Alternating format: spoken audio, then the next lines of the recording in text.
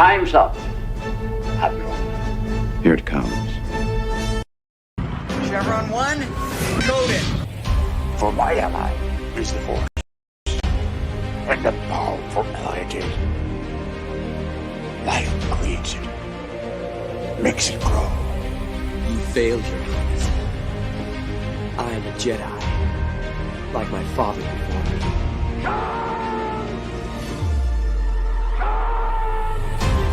Cry hammer, and let's set the dogs of war. Chevron 2 is coded. Conan, what is best in life? Crush your enemies, see them driven before you, to hear the lamentation of your women. Song reflexes. Paul also said you're heavy into martial arts, Tai Chi and all that killer stuff. I suppose we have to register you as a lethal weapon. Chevron 3 encoded. And somebody ought to belt you in the mouth. But I won't. I won't.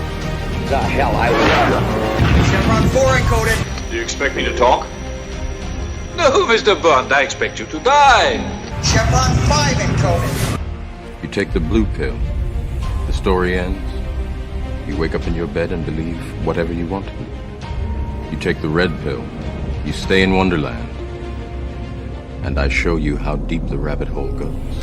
Chevron 6 encoded. Knock the while you can, monkey boy. Great Scott. Back off, man. I'm a scientist.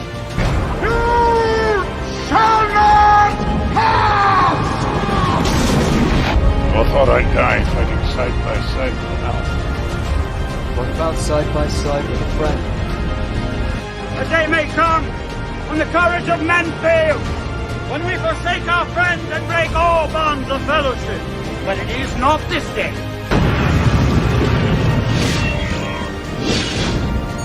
Chevron 7 is locked.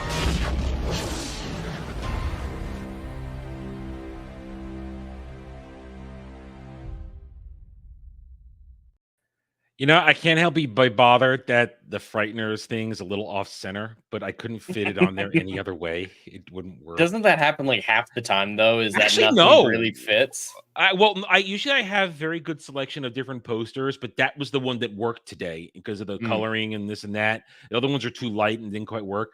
But it was long. But it's like I turned down the obsessive compulsive disorder in me, and I said, okay, just you're not going to mess it. Leave it. It's off center. Live with it because we're here. It's Saturday Night Drive-In, and we're here to have a good time and talk movies and hopefully entertain you fine folks out there. We're happy to have you guys with us on this Saturday evening. Jed, how are you? I'm great, actually. I'm excited to talk about this movie. I think it's a very unique one for us because of my thoughts on it. Conflicted's not the right word because I did absolutely enjoy it, but I have complicated opinions about it. So I think this will be a really good discussion. Won't devolve into Golden Child or anything like that. It's not one of those weeks. I think this will be generally a positive stream, but with some major critiques at the same time. I think I might know where your critiques are going to be because I've seen this movie a lot over the years. This is the first time I've actually watched it owning my own copy because it's been a TV thing or a rented thing throughout my life. But I got it last year for Christmas because it was on reduced price sale, like $6-7, something like that for a 15th anniversary director's cut. It's like hell yeah, I'm gonna grab that shit. And so I've seen it a lot. And I didn't watch the director's cut. I watched the normal cut because I didn't tell you to watch the director's cut. But it only had I didn't even know there was a director's cut. I didn't either until I was looking at like, wait, okay, it's 13 minutes of extra footage, but I didn't tell Jed. So I'm just going to watch the regular one that I've always watched. I'm not going to throw a wrench in that one. But it's a Peter Jackson movie. So it's, and from my opinion, this one, it's well cast. I like. I think everybody does either a really good job. There are some standouts. I mean, to me, some of them are, in fact, perfect for their roles, and they do the complete hammiest, just scene chewing they can do. And others are just kind of there doing normal stuff.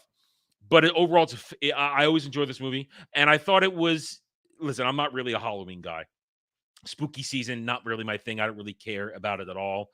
But I figured for this year, for a Halloween movie, it would be nice to do a kind of a comedy spooky thing because this isn't a horror movie. It's kind of horror comedy. It's horror comedy with stuff. Now, when I was young and I first saw this, and the Reaper appears, I was like, oh shit, that thing's cool. It's spooky, it's scary, it's jumping around. And then you go on, and once you see it enough times, like, okay, I'm not so much more, but it's fun. It's fun. But it's a fun little movie, and I'm glad you liked it. I'm always glad you like the random shit I decide to show you for the first time, because I hate it when you don't. I don't want to fight, at least not fight. But anyway, hail and howdy to everybody across both the chats. We are happy to have you here. Hit those like buttons, subscribe to the channels, and we will go forward from now. Okay, so 1994, Peter Jackson. And realize I was watching the credits. It's his entire crew, the same people that worked on Lord of the Rings, especially Fran Waltz. Yeah, a lot of people in common. I don't know where it was filmed though. Was it filmed in New Zealand like he normally does? I have no idea. I don't know. I couldn't tell by the scenery. Most of it was, sets and houses and stuff like probably that. Canada or some shit like that. I could buy that. I mean, I could look it up in a second, but I mean, it was so Peter Jackson, his whole crew, and we realized this was made in 93, 94. So he's literally only about 2 years out of starting the Lord of the Rings trilogy, because they filmed all that back to back over a 2-year period and was first releasing it in 98, 99. So he literally was on the doorstep of basically doing his Bound between the two of them, or was Bound before this? That's his other famous movie from the 90s. You know what? I'll look it up right now. I'll look it up. Peter. I think Bound he did very quickly, so I could believe it was slotted in between this and Lord of the Rings. But yeah, he's very close to Lord of the Rings, because they started filming in 99, like you said. So, and the pitching process took forever. According to the story, he was originally pitching 2 films instead of 3. And then the New Line Cinema guy's like, isn't there 3 books? Let's do 3. And he said he nearly passed out hearing those few words. Okay, so Frighteners is 96. This is 96. No, he went from this right to Lord of the Rings. Makes sense. And released Fellowship in 2001. Having worked with Michael J. Fox was probably a good boost to his career to justify the Lord of the Rings to a certain extent. So, and then everything since then has either been very fantasy oriented or Lord of the Rings. When did he do Bound? Bound isn't even listed on here. Bound? It should be. It was early 90s. Early 90s. 1996. Oh, no, I only see Jack Brown Genius in 96. Mm. Oh, wait, no, these are his producers titles. Derp, not director. Derp. Okay. It loaded up, for some reason, it loaded up director. Okay, let's try that again. 96, he still went right into Lord of the Rings. 96, 94, Heavenly Creatures, 92, Dead Alive. No, it's still not listed here under director. Maybe writer. I've heard him attached to that film, so I don't. Maybe he wasn't. But it doesn't matter. His career really started with Lord of the Rings, obviously, but this was a good stepping stone to reach there. Yeah, because you look at the cast, he's got a really good selection of quality character actors and people who are good filling roles. Because, of course, you have Michael J. Fox. This is mid-90s. This is peak Michael J. Fox. He's doing this. He's doing Spin City. He's at top of the world. It's shortly before we learn the diagnosis of Parkinson's, and he starts to taper off his career. But I think it proved.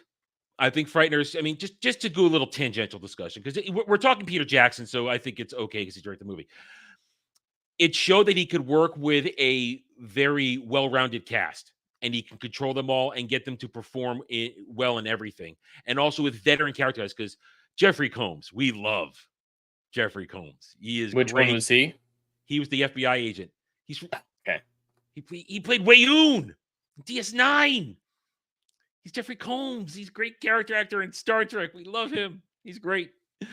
He lost nerd points. I'm sorry. Anyway, I don't give a shit. Yeah, it was the 90s, man. I'm not super versed on the 90s actors' names. But Jeffrey Combs, great character actor, does a lot of stuff. He was the weirdest part of this movie. I was getting major Jim Carrey vibes from him. But that's the thing. Jeffrey Combs can do weird. He can do out there. He could he has a lot of range. He can do super serious and he can just do super crazy. So he's a great character actor. You had Don Cheadle, not Don Cheadle, not Don You Cheadle. mixed up the black guys. Racist.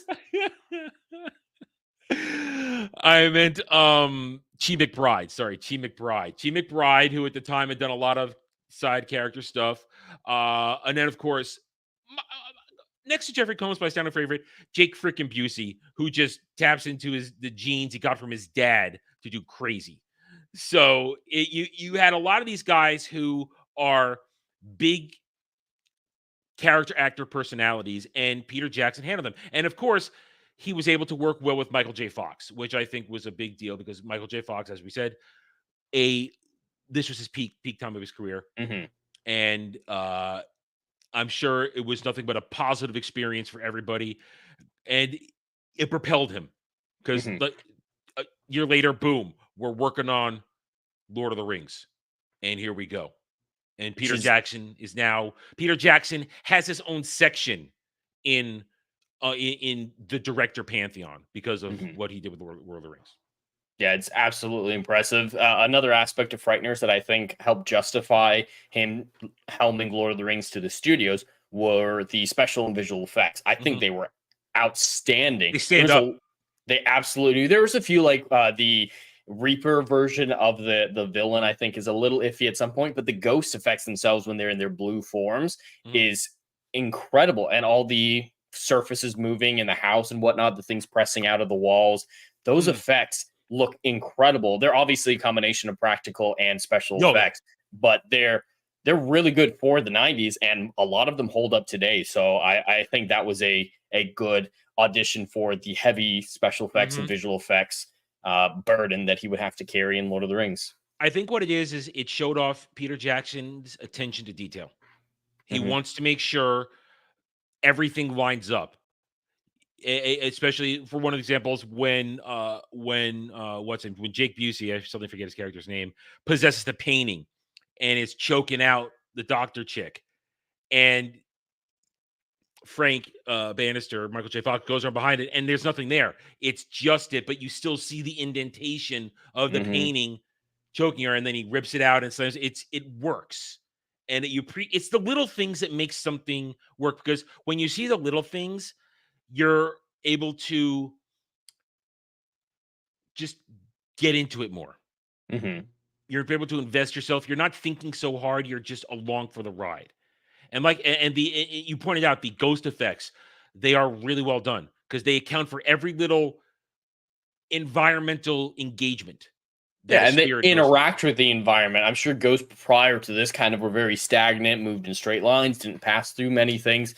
But no, they interact with everything, sometimes going in and out of people regularly, in and out of doors, walls. It's so vibrantly interactive that it feels real more than what I would have expected from the mid-90s. And one of my favorite things when it comes to the ghosts is the visual effect, the visual appearance of them, how you see what it looks like to be a lingering spirit. The neglected husband of the doctor who gets aced and then starts to follow Frank around for the first act. You watch him literally as the ectoplasm begins to degrade. He goes from looking mostly normal with a couple of frozen sweat stains to literally peeling apart right before he gets ganked by Reaper. And he's showing it, and I appreciate it. There's a lot of attention to detail and the evolution. There's meaning. You can't confuse the scenes. There's absolutely a progress to all of these effects, and it's beautifully done.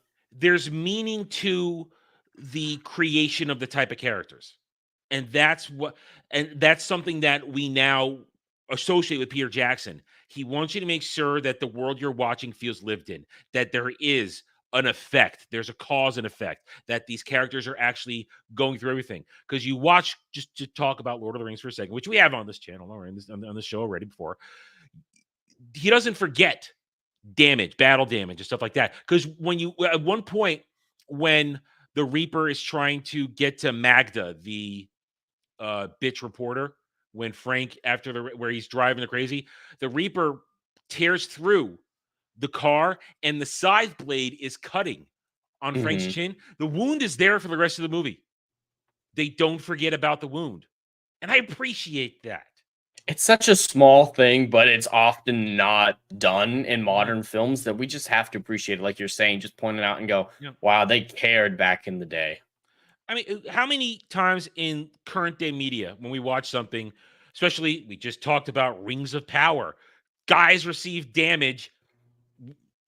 Fine. Minute later, no disappearing wounds. Knives. Yeah. So it just shows attention to detail helps with immersion. And when immersion is nearly complete, we can just enjoy the movie. So let's set the stage. So here we are in name of town. I don't remember. Sorry. I don't remember. I want to say Westview, but I know that's not it. Yeah, wrong franchise. Yeah, wrong franchise. Where there are a streak of mysterious deaths happening. No one wants to say murder, mysterious deaths. People are just dying of heart attacks. And we come across Frank Bannister, played by Michael J. Fox, who looks at first to be just a charlatan, trying to prey on people's, what's a good word? Paranoia, their vulnerability after the death of a loved one. And it looks like he's a fake paranormal investigator who's just trying to eke out a living. And we quickly learn throughout, and this is what I like about one of the things I do like about the movie. It's the first, second, third acts all well structured, and it amps up properly. You get your information dumps in the first act. Done well, not just crap exposition. And you know how it works at certain points? You get the exposition and they overlay it with scenes. So, like when you get the backstory of the death of his wife, you get it overlaid with the scene. And it's not such a trial and bore to sit through because you're watching the event happen. I'm okay with that. So you get the information dumps and we learn eventually that Frank he's a real psychic. And he actually has spirit helpers, ghosts, who create paranormal activity that he can then literally grift off of. It is a grift. Let's say you're right. It may be real, but it's a total grift. Oh, it's 100% a grift. And that's one of the things I like about his character is he's a complicated man, but he's not necessarily a good man. This isn't some hero character like Van Helsing where it's like he's going to do what needs to be done and he's, all in on it. He's a real charlatan is kind of the best way to put it because yes, he does have these psychic abilities, but everything he does is fake and it is predatory. Like, I don't blame the editor for not liking him because, he's showing up at funerals, taking advantage of bereaved individuals and causing these situations for them. Like when he fake possesses the couple at the doctor's house. And that's just to get out of the bill. That was just to get out of the bill because he fucked up. And then when he did it with the rich woman and her kids, though, that was a real example of, I understand why he's still broke because he's really bad at it. He's not good. I can just, the biggest mistake he makes is, especially with that scene in particular, is how he leaves his business cards. He gave the baby, or he had his ghost give the baby his business card so that they would call him. That just puts suspicion on him. If I were that lady, I'd be like, my baby's holding a business card of a psychic detective right after a ghost incident. I'm going to suspect him right away. That's just dumb. Absolutely just retarded. Not to mention his gear is ridiculous. The little camera and the little thing that supposedly sucks up the ghost and puts a little and the nonsense he says, just the word salad of, oh my god, this is a level 3 possession with and he's just saying random shit. I mean, let's contrast it with Ghostbusters, okay? And before they're in full proton pack with traps and PKE meter gear, when Venkman goes to Dana's apartment for the first time after she goes to them, and he walks in there, and all he's got is the little spray thing, and he's walking around just spraying the room, and he's doing his Venkman shtick of, I'm just trying to be charming and a bit of a dick, and I'm hitting on you at the same time. That's the level of what this is. It's like there's no effort at all. He has a water pistol that he says is holy water. Like, the film wants you to think that the husband of the doctor is some asshole, so you're okay with his wife leaving him and, like, getting over him immediately.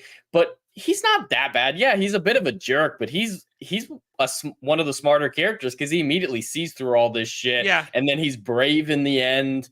Like I think the film goes a little too hard expecting you to hate him, but I don't hate him. Yeah, he's an asshole. He's your yeah, general he's dick. like shut up wife stuff, but yeah, he's not that bad of a dude. He's a cookie cutter insensitive husband is what he is. And he's not, I mean, clearly they set it up that it's a loveless marriage from her perspective, and he's got it idealized in a certain way. And because topping it off when we're hearing that, when we've already heard the backstory of the death of Frank's wife and with the basketball court in the garden, and we see that Frank had torn up the court and put the garden in there in the end, and he says, man, got rid of a perfectly good basketball court for a garden. And it's the contrast, but I think it's a fair contrast at that point because it showed that Frank was him at one point. The insensitive husband and the trauma broke him. But like you said, Frank is a good character, in my opinion, too, because he is complicated. He's not a good guy. When the wife, because I can't remember her name either at the moment. I watched this 2 days ago. I forgot everybody's names already. I always forget their names, except for Frank. When she comes to visit him in the police station, when he's turned himself in, and he's broken at that point, and she's saying, I trust you. And he goes, you don't know me. I'm not good. I'm a trickster. I'm a charlatan. And he's both telling the truth and lying because we know he's a charlatan. He's a broken man who's trying to find purpose in his tragedy. But at the same time, when faced with the reality that there's a rogue spirit killing people, he does try to do the right thing without hesitation because he knows that it's effed up. And then when he finds a connection with this girl, and granted, this is movie theater, this is movie romance. They come together really quickly. I at this point in my long career of watching movies, I'm able to just kind of push that aside. Movie romance. It's one of my least favorite parts of the movie, especially with how the film ends. We can get to that when we talk about the ending, but I think this film would have been better without the romance entirely. Possibly. I knew you were going to go there with that. I knew it. Mainly because of the ending, but it makes her look bad when her husband literally just died the day before all the major events. That's a day that makes her look heartless. So it makes me dislike her. She's a cheap hoe.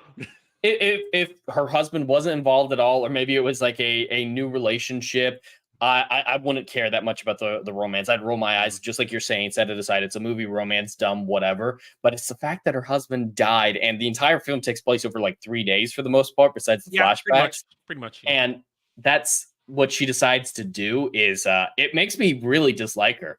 She's naive, stupid, and a whore. So she is naive. She buys into everything immediately. Let's forget the fact that it's true, that everything is true.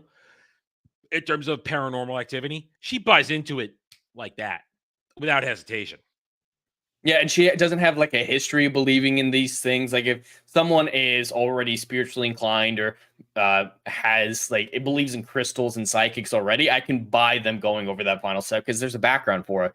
But she's a doctor, and we've never seen any evidence, even just in her house through background stuff, that she has a predisposition to believe in the supernatural and the paranormal. And she's also naive when it comes to situations, because when it comes to let me get that. I'm tired of getting the names wrong. I want to get the names right. Let me bring it up here real quick. When it comes to I think it's Patty, the accomplice bitch, to just trying to get the name here. Patty. When when she goes to try and help out Patty, she instantly believes, oh, this poor girl was manipulated by the psychopath, Johnny Bartlett. She was manipulated.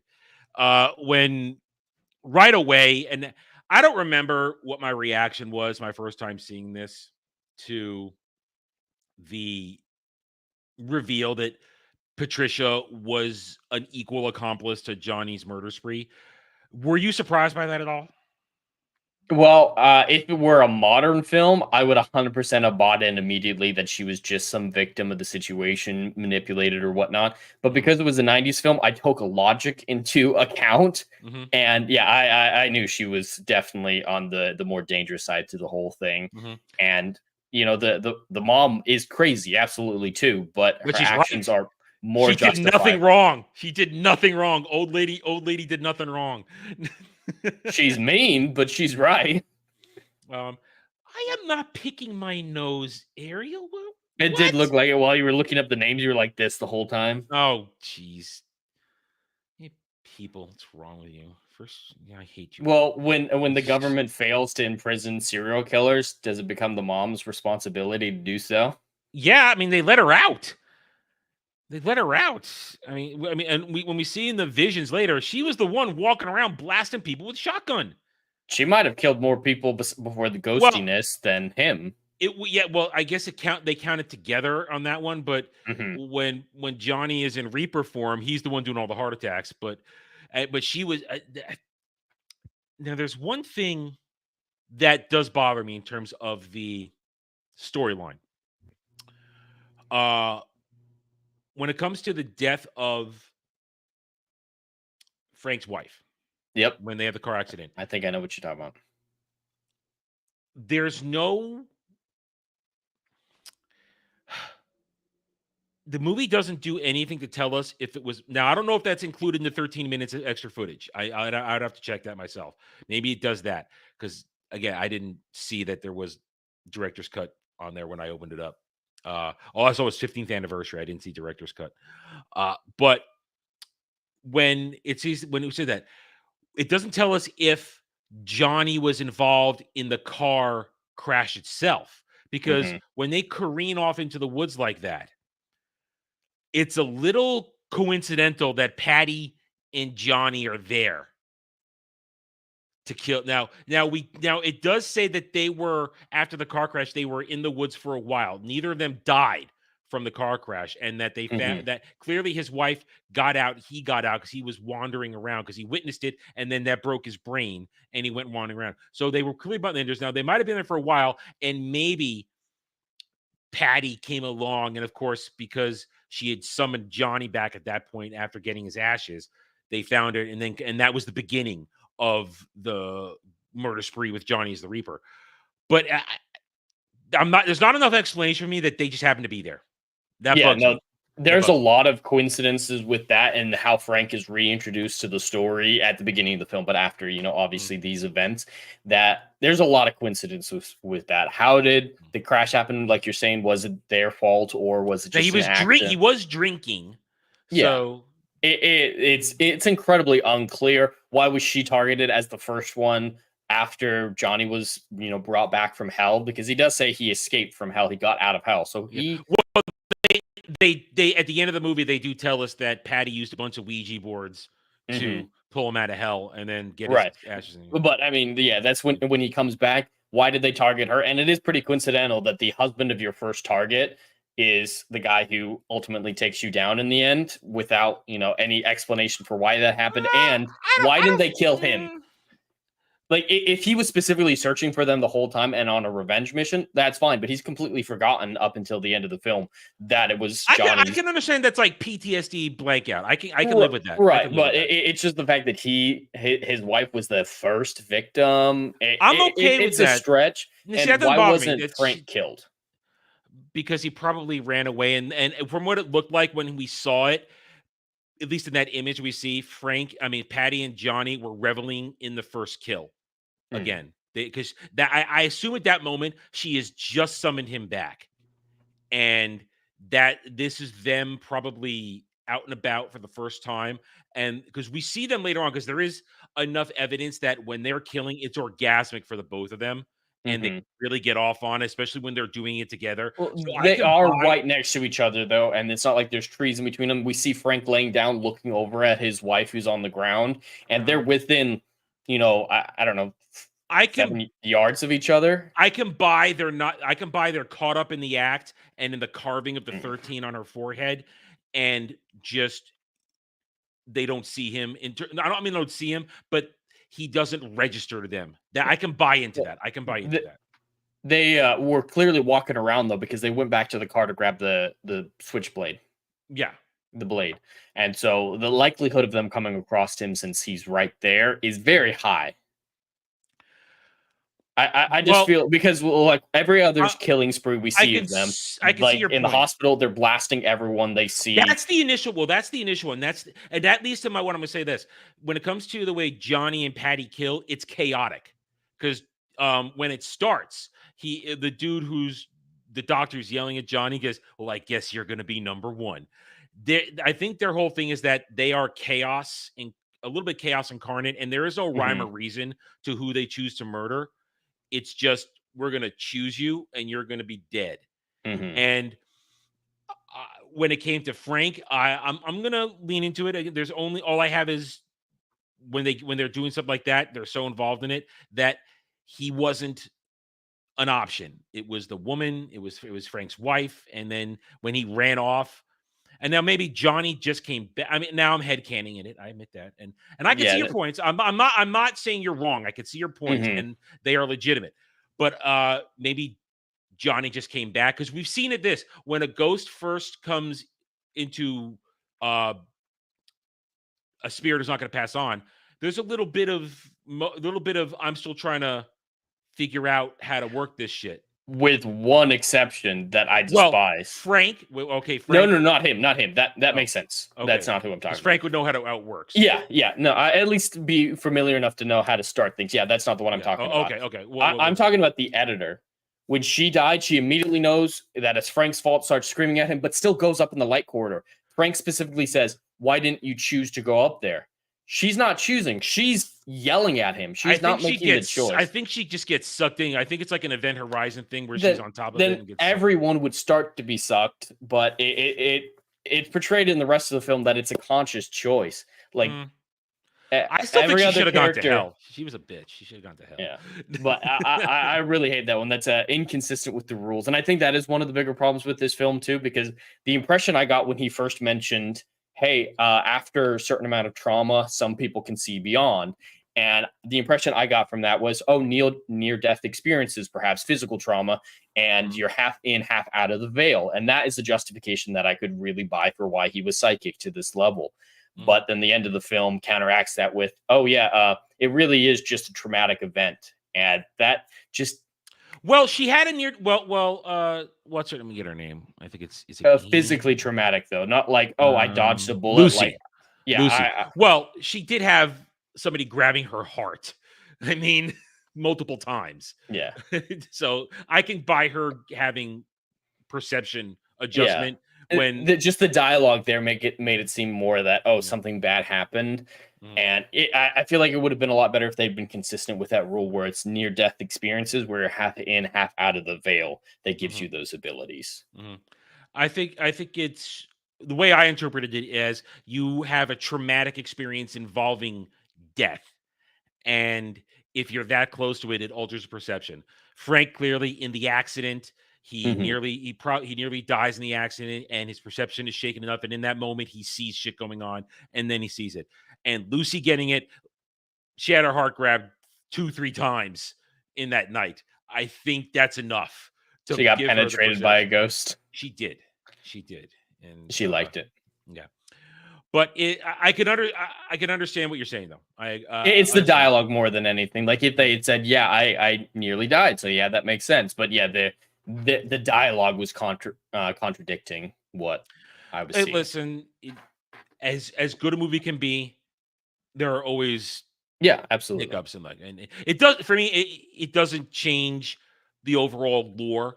To me, the lore still makes sense, and I appreciate the whole using of like sacred ground and stuff like that. I like that. I liked it at one point when Frank is now deciding to try and help people. He looks up and they're far away from the museum, and he can see the column of the ascension light. I like that, and that kind of stuff. So I like the rules that they set up. And you're wondering the whole time, what does it look like when you're going to go to hell? Well, we do get that at the end. Yeah, we do see that. Yeah. Well, this isn't necessarily along the same lines of it contradicts the rules, but I'm very confused about how at the end of the film, Michael J. Fox was able to rip her soul out of her body. That's a little strange. I also was a little. It's not like he grabbed her heart and crushed it like Johnny had been doing throughout the film. He just like ripped it out. He kind of just got a hold of her spirit, and as he was getting sucked in, pulled it with him. That's the most I can get it. Now there are things about the movie like, first of all, just talk about the cast some more. The fact they had good old John Astin, the original Gomez Addams, as the judge. I loved Arlie Ermy as the drill sergeant. Having him be in that basically at a Full Metal Jacket, that is to me also one of the highlights of it. That is one of the highlights, and it showed you how a proficient spirit can manipulate the ectoplasm inducive, which plays into, it makes sense then why Johnny's Reaper scythe is so effective. And I loved it how after even though I wish that his drill sergeant hadn't gone out so basically. Oh, I needed to see the one-on-one fight for a couple minutes. Wanted more. I wanted a real fight between him because I did like it the way Chi McBride's Cyrus and Stewart, when they were fighting with the Reaper and wrestling it around with it in the sheriff's office. I thought that was great. We got him, we're fighting, and that's really good direction by Peter Jackson to have two scenes going on at the same time, one on a different perception level than the other, and everybody cleanly following good direction, good performances, are pretending the one isn't happening or pretending that they either can ignore it or that one isn't there. It's really good cross section of the scene, and you get a good moment. I think we got him, junk, and everybody fighting. But I wanted, like I said, I wanted more to have the drill sergeant fight Johnny in Reaper mode. But then I did like it how Frank was able to pick up the M60 and to start and dual wield the M60s, mowing him down. Like, yes, I mean, we wanted it from the drill sergeant, but it was still good that Frank did it. It's a hero moment, and I like hero moments. I like it. It made sense. Yeah, I could absolutely buy that happening. Yeah, and I appreciate the fact then he is fighting with Johnny, and then it gets it goes from being just fighting the Reaper to him versus Johnny, and it gets more real because then suddenly it's a frightening thing. Johnny Bartlett, he's still killing as a ghost, and then he gets the flashes that his wife was number 13 and what it all means, and then it becomes personal. And I like it how, as we start the third act, and I know we're doing a weird one the way this guys, we're jumping around. You know how this works. We're going to do it the way we want to do it. But we go to the third act, and the tensions are high because now we realize that Johnny Bartlett is I don't want to say the main villain because Patricia is as much a villain, and so and in a weird way, Jeffrey Combs, FBI agent, he's a villain, but because he's psychotic. I mean, it's so I almost want to say his intentions aren't wrong because from all angles, it looks like Frank is involved in this in some way. But then because he's a psychotic nutcase who went too far into the occult, he then crosses the line into kidnapping Lucy and ripping open when he rips open his shirt and he's got all the scars and shit on there. I've been to the roads of the whatever. I'm disappointed he didn't keep his iron. His lead vest on. I wanted to see that play into the plot. Like maybe the Reaper tries to kill him and like bounces off and he just starts giggling. But it's just in one scene and it's gone. I think it would have been fun to have that play into the plot. But yeah, his inclusion in the film was absolutely wild. But yeah, he's justified to suspect Frank. But when he goes into the insane, I'm okay with it because then it's okay, fine. We've got people fighting ghosts. We've got a psycho chick with a shotgun and a knife. Everybody's running around.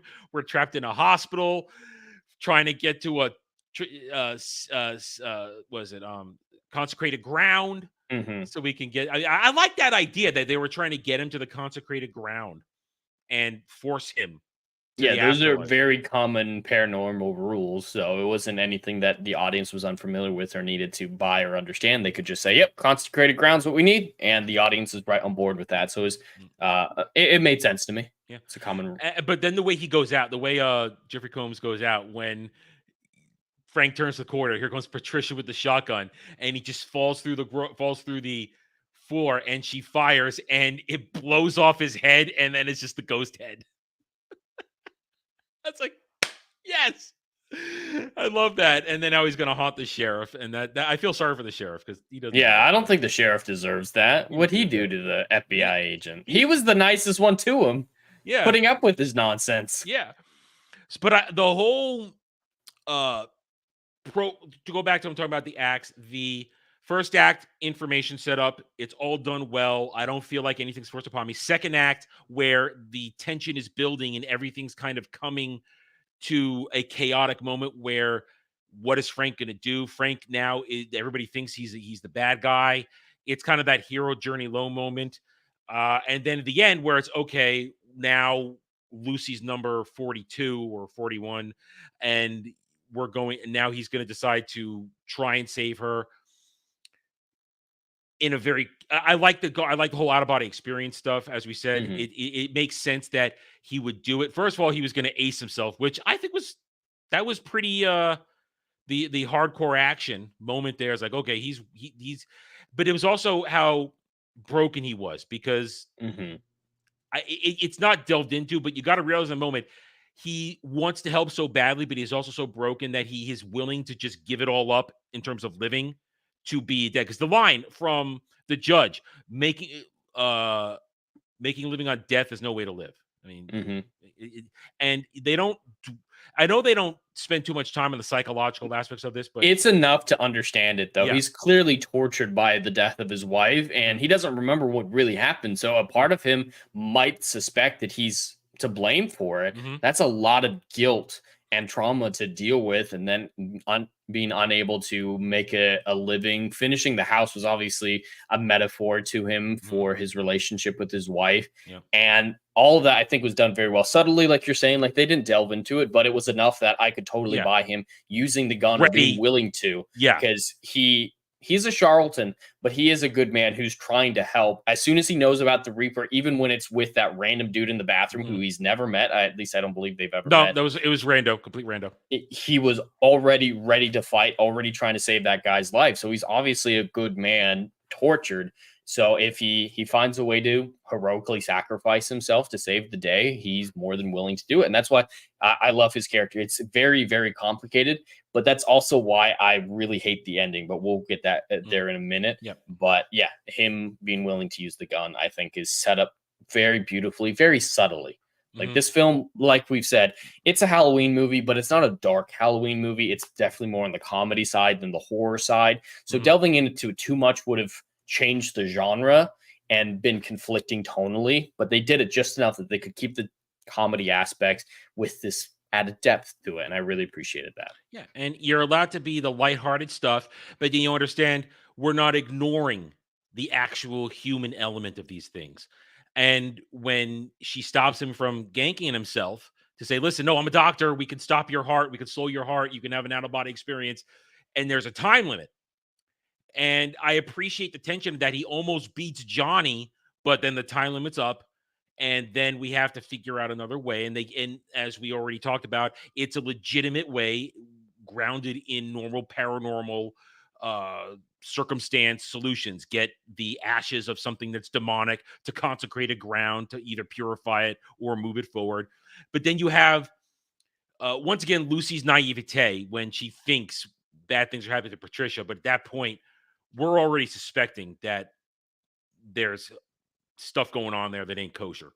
Well, with that, suspecting that, does that reframe your understanding of the beginning of the film before the opening title when Johnny's clearly attacking? Well, I don't understand that opening sequence personally. I think it was one of the initial ideas of the film, was clearly where this story was incepted. Yeah, but but that's in the moment. That's not like when she first summons him. Clearly, that was in that moment, or at least, well, it doesn't. No, it's in that moment because she gets cut and then Lucy comes to visit. So that's in the beginning of the movie. So it's not like Johnny was out of control. The only purpose I can think of that is to try and throw off suspicion that Patricia is psychotic and to have the reveal of her being psychotic into that. I don't know. Ariel in chat is pointing towards the theory that I have. I think it was kinky role-playing? for him. Yeah. And I wouldn't put it and the beyond it. mom is just like, you will not have sexual relations with my daughter. Well, she kept the line she was saying, I think makes more sense with sex than anything. That's the thing. I mean, we could look at the Johnny Patty relationship. Clearly, he groomed her because she was a teenager and he was basically in his 20s. She was groomed, but she was also already. You're not going to be that groomed if there's not already something wrong with you. So there's a foundation to it. Foundation, but their relationship is a literal perfect pair of crazy people, and in their own degenerate, demented, psychotic way, they do love each other. And that's the thing, because at the end, when Frank is blown out of his body again, he grabs, and with the questionable ability of pulling Patricia's ghost out of her body as he's getting sucked in, Johnny willingly goes after her. He doesn't let him. I mean, because let's talk. We haven't done this movie yet, but we're going to eventually. In like the end of The Mummy Returns, when Imhotep and Anaxunamon are fighting after they're done fighting Digital Rock in the temple, and what's his name? What's his character's name? The hero's name in that one? Brendan Fraser's character? Yeah, what's his name? I don't remember suddenly. Crap. Well, Brendan Fraser. Let's just say Brendan Fraser. Brendan Fraser and Imhotep are being pulled down to hell by all the souls, the angry souls, and Anaxunamon and Evie are there, and they're both saying, "Help, help." And Evie, without question, pulls him back up, but Anaxunamon lets Imhotep die, and Imhotep had done everything for her. They weren't really in love. She cared about herself more. But in this case, just as example, two true psychopaths. Johnny was in love with her. It's weird. It's insane, but he loved Patty because she was his perfect psycho soulmate, and he was willing to follow her up in the corridor. And I loved it how Frank understood that, and it's showing relationships can be used against you, and the movie does a good job of that. And Frank understood that, but it showed us that the movie had given us enough foundation that it's believable that they would do that. Because I do love the moment when when Johnny and Patricia have Lucy captured, and Johnny's telling her, "Okay, let's kill her," and she's going through the selection of tools to kill. They're on this weird wavelength. It's just no. Yes, the pickaxe. Now, where she got the pickaxe? I don't know. Why is that doing in a hospital? Where's her pickaxe there? Well, and then her line, what was it? I'm in the mood for vivisection with a pickaxe. I don't know. I think the absurdity at that point is like we're going full absurdity because she's going like the pickaxe. But it works, and they built a foundation, and the way that. It to me it's an unconventional victory, the way Frank is able to use that against them. And then I really do like the summation of them going to hell, where the worm innard literally goes wild through them, and it honestly it was a little Raimi-esque, if you ask me, little Sam Raimi-esque. I could see it, and those effects look great. Oh yeah. And then the worm pulls it down, and I do like it how we get a shot of heaven. Just it's a small snapshot, not heaven itself, but people once they've gone to heaven.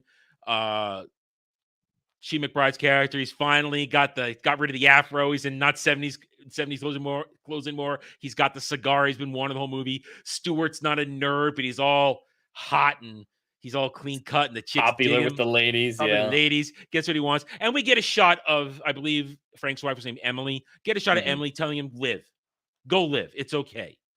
You did nothing wrong. You can let go of your guilt because you saved lives this time. You didn't know." So I like that. And now the final scene, which you have a problem with. Go ahead.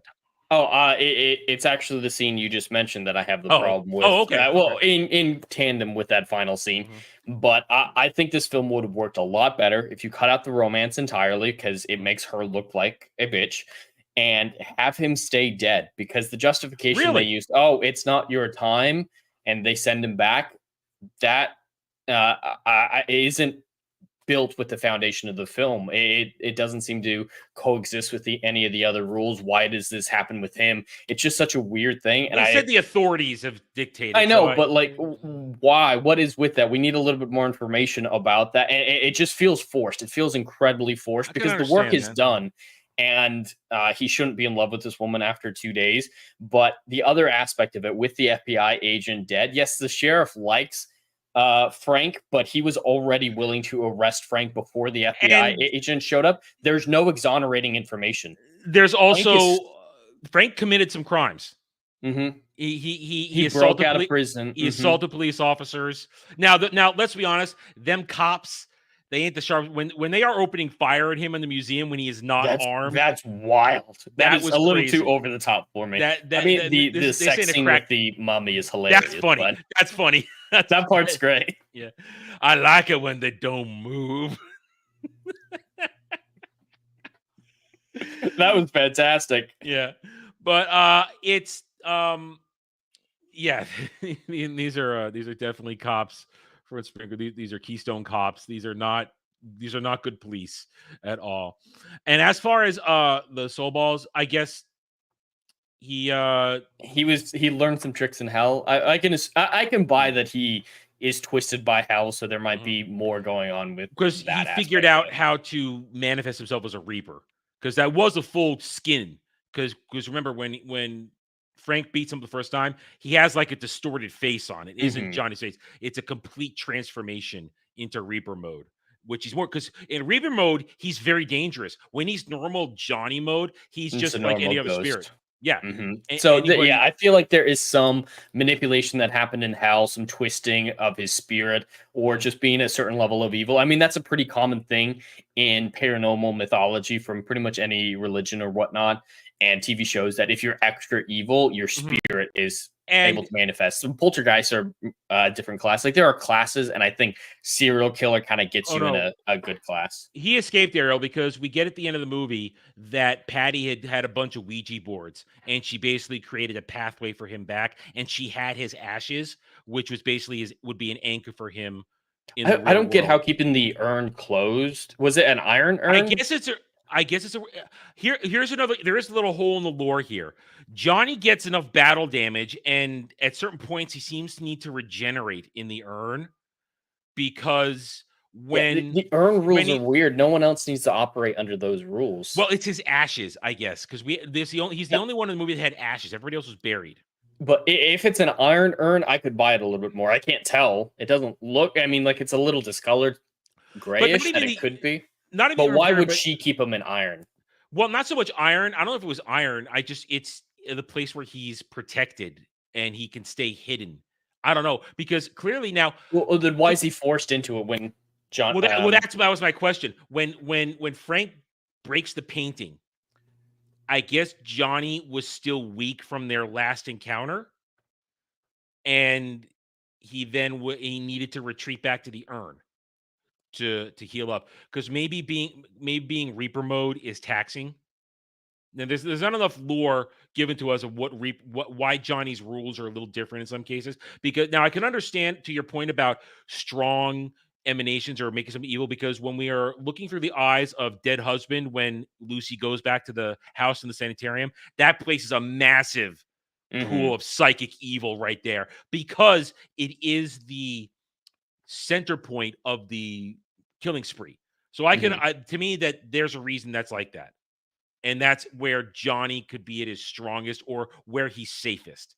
But there are still some rules about Johnny that aren't clear. Why does he? Yeah, it's often contradictory, and it's small things, but it's something that I was thinking about watching it with a critical eye the other day.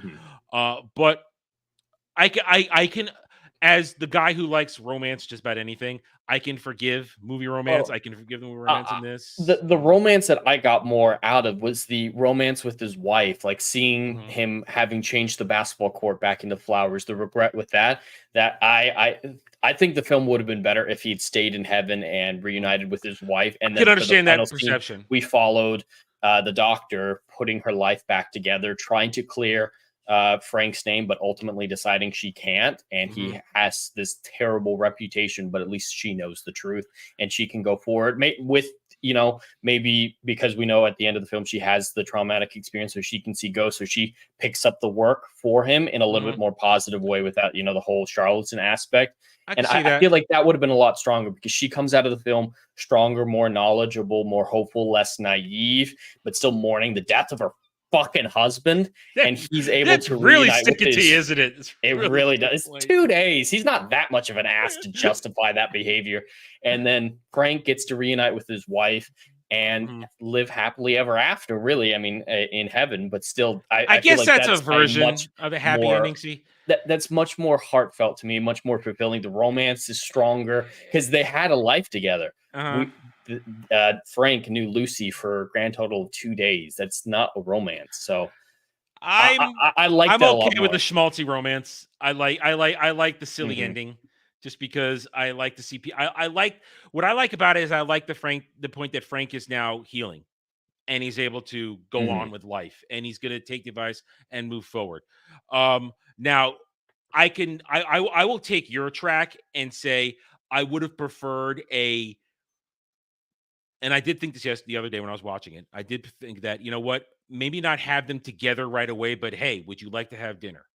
Yeah, and especially in the epilogue where it's clearly some time's passed, I could accept that. That would be fun. You could tell time's passing, and I will give you time has passed because Peter Jackson has attention to detail. Their wounds are gone; they're not banged up anymore. And whatever charges were leveled at Frank clearly have been dismissed off camera because the sheriff's not there to arrest him, and he in fact wants to work with him to do some sort of crazy spirit novel book shit. But I would have preferred a near immediate after of let's have dinner.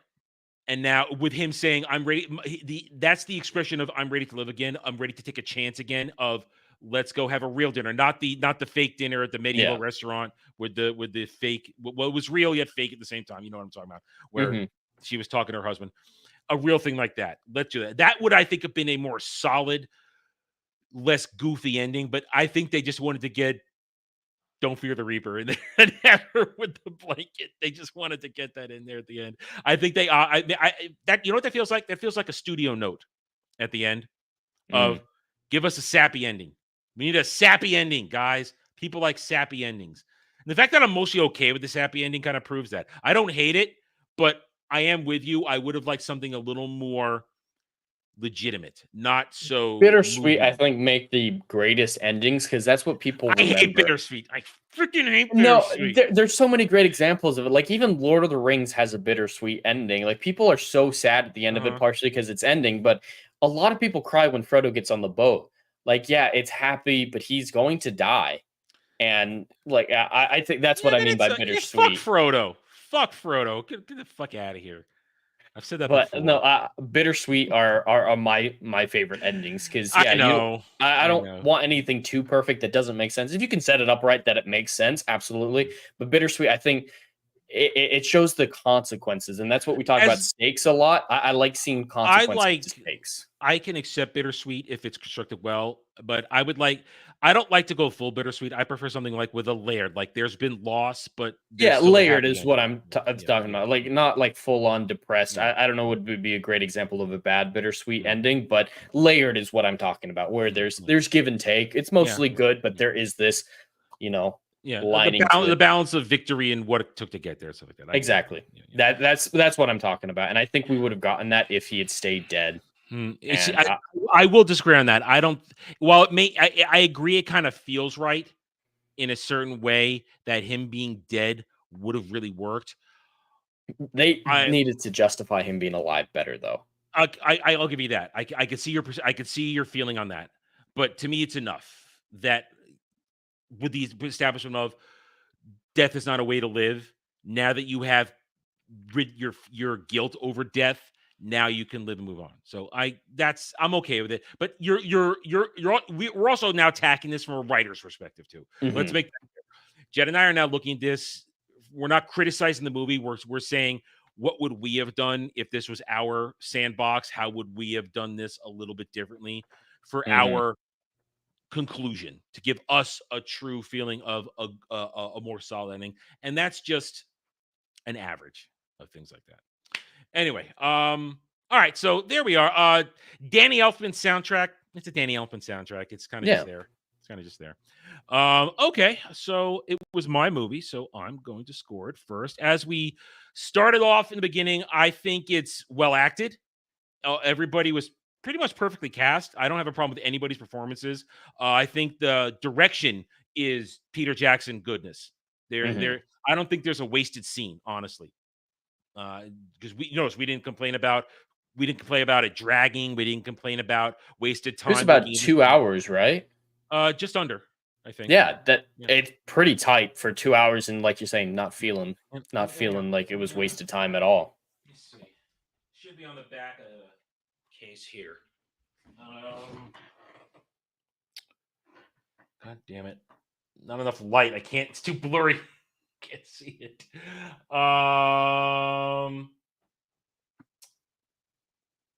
Actually, is that 2 hours 35 minutes? No, it's on 2 hours 35 minutes. No. It's an hour and 40. Okay. The base cut, and then the director's cut is almost 2 hours. Okay. Oh, because it said 13 minutes of extra. Okay, so it's under 2 hours, essentially under 2 hours. Yeah, so it doesn't drag. Peter Jackson got a great performance out of everybody. The effects, like you said, they hold up, and it feels real, and it's enjoyable. I like it. It's fun. I never feel like it's one of those movies I don't feel like a waste of my time. Hell, I would not have spent money on this if I didn't like the movie. It's on my shelf. So there it is. I give it a solid 7.5 out of 10. Well, I'm actually fairly close to you. I think this film was a lot of fun. The direction, the visual effects, all of that was absolutely fantastic. And an impression that I got out of this that I was surprised to see is I noticed a lot of its influences on future pop culture. A lot of other films and TV shows taking homages from it, from the out-of-body experiences to the consecrated ground. Lots of those in Supernatural. There's a lot from Supernatural that I can tell Eric Kripke really liked Frighteners. I absolutely see it. I agree with you. Yeah.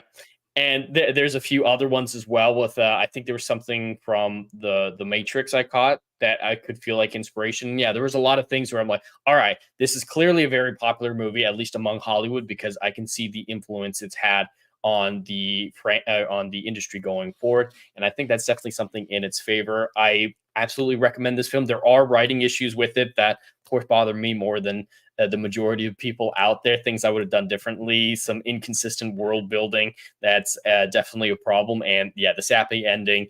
The ending is my least favorite part about this. I think it really fails to stick the landing for me. So I give this a 6 out of 10. That's fair. And that's good for you. That's okay. All right, there we go. Another one in the books. Jed, what do you got for me next week?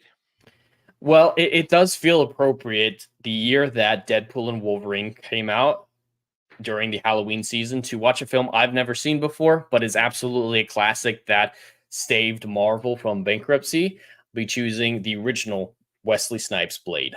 Oh, Blade 1. Hell yes. I like Blade 2 better. But you've never seen Blade 1. Oh, it's a good. Blade 1 is solid. Blade 1 is solid. It's good. It sets up the lore. I think we might have to get Dre on. He came on for Blade 2 when I did it once. We're gonna have to redo Blade 2. If you haven't seen Blade 1, you haven't seen Blade 2, have you? No. Oh, I haven't seen any of it. I'm not a big fan of vampires in general. I do like the idea of slaughtering vampires by the dozen, so that might appeal to me more. But yeah, just vampires in general, I've never been a huge fan of. So I'm hoping that Wesley Snipes' badassery will overcome that. Dude, the badassery. Dude, the badassery is an 11 out of 10. That's the badassery. And Chris Christopherson, R.I.P. Chris Christopherson, just passed away. The badassery. Blade is good. Blade is good. Yeah, I think we can get Dre for next weekend. He loves those movies. And there's only 2 of them. F Blade Trinity. That didn't happen. That didn't happen. All right. These movies need more credit because, like I said, they saved Marvel from bankruptcy. Black Panther was not the first black superhero movie ever. No.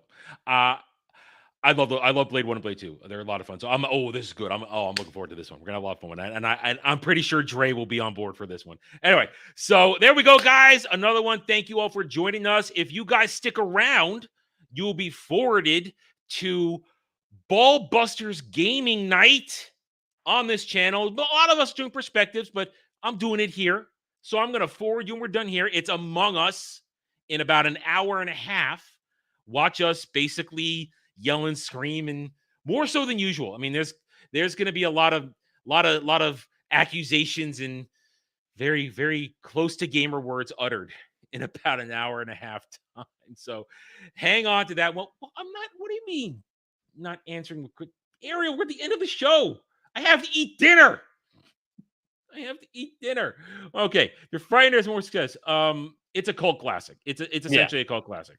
I just looked up the box office versus budget. The box office was 29 million and the budget was 25. So not great. It's a cult classic. It is definitely. I mean, you don't get a 15th anniversary edition if it's not a cult classic. I mean, I think that poster's terrible though, because that's all I saw before watching the movie. I didn't even watch the trailer, this is the Blu-ray cover. The actual have you seen the original poster? That's the only one I've seen. The original poster is basically Johnny's face pushing itself through a wall. That's the original poster. Now this is an anniversary. This is a 15th anniversary edition where they're going to put everybody's faces on the cover. So that's what that is. The original cover, the original poster, is pretty good. What more questions? And I'm harass me later, Ariel. We got to end the show now. All right. Anyway, thank you everybody for joining us. We'll be back next week with more of this goodness. Until then, take it easy. Have a good night or day wherever you may be.